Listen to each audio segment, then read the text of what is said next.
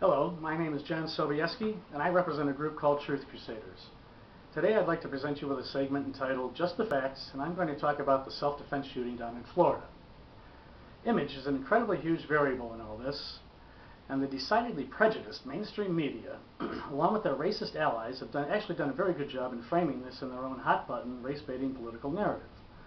Their storyline would have you believe that our country is in the throes of a serious, white-on-black crime wave that threatens to spiral out of control, even though the media knows for a fact that the exact opposite is true.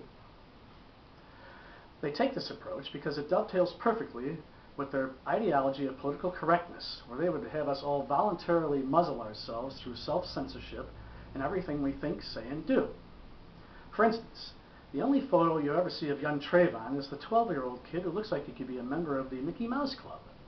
By contrast, the only photo you ever see of George Zimmerman is of a fat, slovenly, unkempt guy in an orange jumpsuit and handcuffs who looks like he's appearing before a judge at some sort of hearing.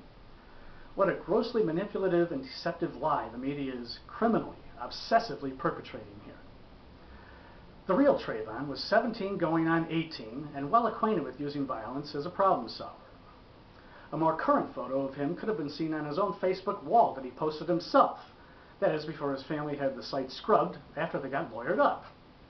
That photo would have showed a considerably changed Trayvon, sporting a gold-toothed smile, flashing gang signs, and flaunting his tattoos. The real Trayvon was suspended at least 3 times for at least 10 days over the course of about half a school year. Now, his father explained that away as nothing more than him having wandered onto restricted school property. Think about that. He makes it sound as if his son wandered onto the school's reproduction of the Manhattan Project and started splitting unauthorized atoms. The truth is a lot more revealing. He was suspended one time for scrawling gang graffiti on a school locker, which is strictly forbidden. The second suspension came his way when he was found to be possessing a sharpened screwdriver, which school police described as a burglary tool, along with a quantity of stolen jewelry. His explanation? He was holding it for a friend.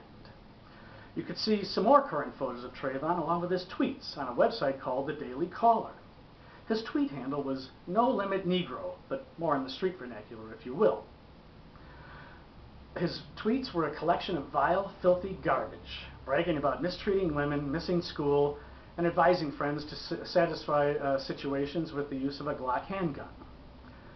One of the messages he posted himself came from a gangster BFF, and it went something like this.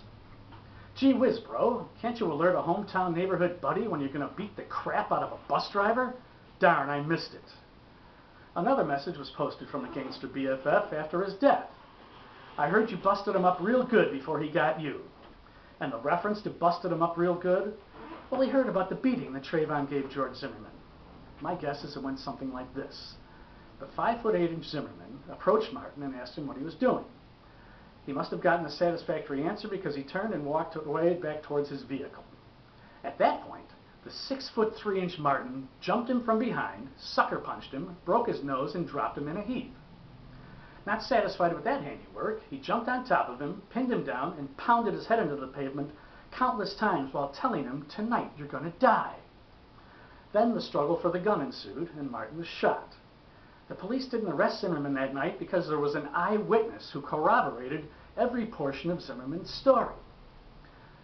So it comes as no surprise that our very first affirmative action president would weigh in on the subject.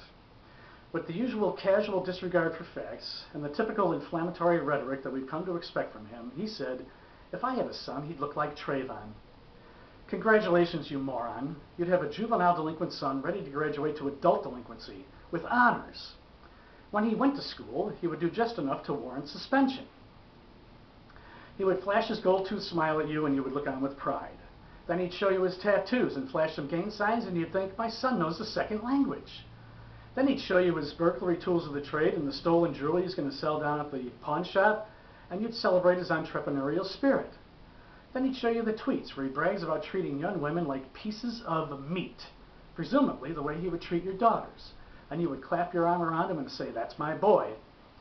Just keep playing the race card, B.O., and keep trying to divide the country along racial lines. Oh, and don't forget to go on another expensive vacation.